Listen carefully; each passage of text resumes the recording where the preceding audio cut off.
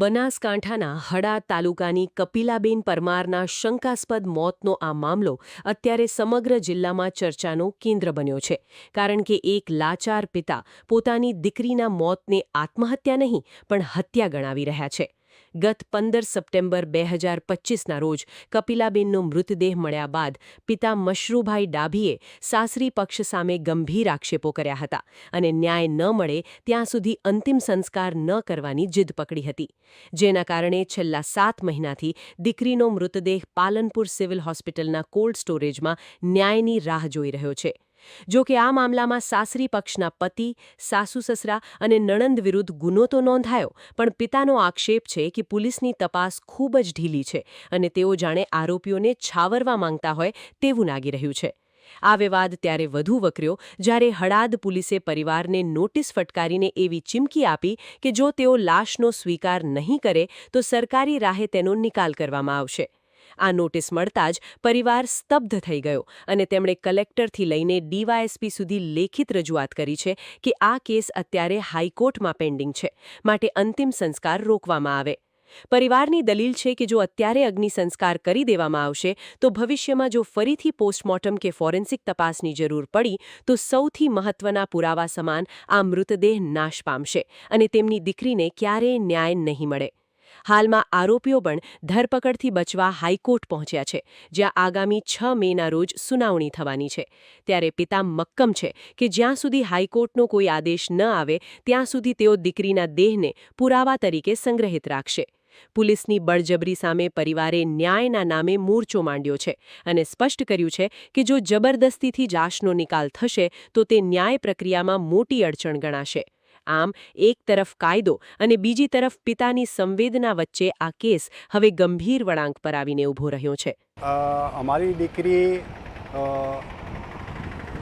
1/9/2025ના રોજ દોતા રોયલ બેંગ્લોર સોસાયટીમાં રહેતા અને દીકરીએ અમને ફોન કર્યો કે મને સાસુ સસરાને તમારા જમાઈ મારે છે તે મને લેવા આવો, જલ્દી લેવા આવો એમ કરીને મને ફોન કર્યો. એ વખતે ફોન કરતાં એ સમયે ફોન હતો ઝૂકવી લીધો. પછી ઝૂકવી લીધા પછી અમે વેવાઈને ફોન કર્યો તો વેવાઈએ એમ કીધું કે કોઈ ઝઘડામાં કોઈ સાર નથી, અત્યારે રાત્રે લેવા આવતા નહીં, એ તો બધું હું સમજાવી લઉં છું, પતાવી દઉં છું એમ કરીને કીધું. એટલે અમે લેવા ના ગયા. એટલે બીજી તારીખ સવારમાં વહેલો ફોન આવ્યો કે જમાઈએ ફોન કર્યો કે તમારી દીકરી તમારા ઘેર આવી છે. એટલે અમે ના પાડી કે નથી આવી. પછી અમે ત્યાં દોતા ગયા એટલે દોતાથી પછી એ વખતમાં ભાદરીનો મહામેળો ચાલતો. પછી આજુબાજુ તો બજારમાં આજુબાજુ જો ખોળવા પડ્યા તો મળી જ ના. તો પછી 15/9/2025ના જંગલમાં દોતા હડાદ હાઈવે ઉપર મોટા પીપળા ચોકડી ઉપર લટકને હાડપિંજર જ મળ્યું અમને. હા, નીચે બોધેલું હાડપિંજર જ મળ્યું. હવે જે કાલે પીએસઆઈ તમારે ત્યાં આવ્યા હતા, શું બનાવ થયો અને શું કીધું? હા, કાલે પીએસઆઈ આવ્યા હતા હડાદ પોલીસ સ્ટેશનના પીએસઆઈ સાહેબ. એ આવ્યા તે અમને એક નોટિસ લઈને આવ્યા હતા. એ નોટિસમાં અમને સહી કરાવતા હતા ને આ કેસ હાઈકોર્ટમાં ચાલે છે. હાઈકોર્ટમાં 27/4ની તારીખ હતી, એમાં પછી તારીખ ના ચાલી એટલે બીજી તારીખ મળી છે 6/5/2026. બરાબર. એમાં અમે આવું કીધું કોર્ટમાં ચાલે છે ને અમે આ દીકરીની લાશ લેવા માટે અંતિમ વિધિ કરવા માટે અમે તૈયાર નથી. અમારી દીકરીનો ન્યાય મળશે ત્યારે જ અમે લાશ લેશું. હવે જે પોસ્ટમોર્ટમ થયો હતો એના રિપોર્ટો તમને આપ્યા છે? પોસ્ટમોર્ટમના PM નોટ આપી છે, DNA રિપોર્ટ નથી આપ્યો. આરોપી કેટલા સમયથી ફરાર છે? આરોપી 8 મહિનાથી ફરાર છે. 8 મહિનાથી. તમને શું લાગે છે પોલીસ?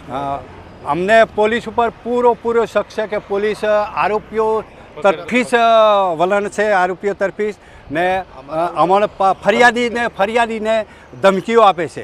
હા, ધમકીઓ આપે છે ને આરોપીઓ જોડેથી અમને એવું શક લાગે છે કે આરોપી જોડેથી આ પૈસા લઈને જ અમે ફરિયાદી ઉપર ધમકી આપે છે ને તમે લાશ લઈ લો પછી એ તો કોર્ટ મેટલ થવું છે ને એ તો હવે નિયમ છે કોર્ટમાં એમને જવા માટે જામીન લેવા માટે ને એમને આરોપીઓને નિયમ છે તે જઈ શકે, પણ તમે લાશ લઈ લો નકર અમે અમારી રીતે સરકાર તરફથી અમારી રીતે અમે લાશની અંતિમ વિધિ કરી નાખશું એવી અમને ગઈકાલે ધમકી આપી છે. હવે તમારી માંગ શું છે? અમારી માંગ એવી છે કે અમે અમારી હાઈકોર્ટમાં ચુકાદો આવે, અમારો ન્યાય મળે તો જ અમે અમારી દીકરીની લાશ લઈશું.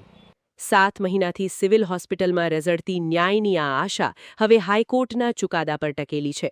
પોલીસ અને પરિવાર વચ્ચેનો આ ગજગ્રાં ત્યારે જ શાંત પડશે જ્યારે સત્ય બહાર આવશે. પરંતુ ત્યાં સુધી એક પિતા માટે પોતાની દીકરીના મૃતદેહને ન્યાયના પુરાવા તરીકે સાચવી રાખવો એ ખૂબ જ પીડાદાયક સંઘર્ષ બની રહ્યો છે.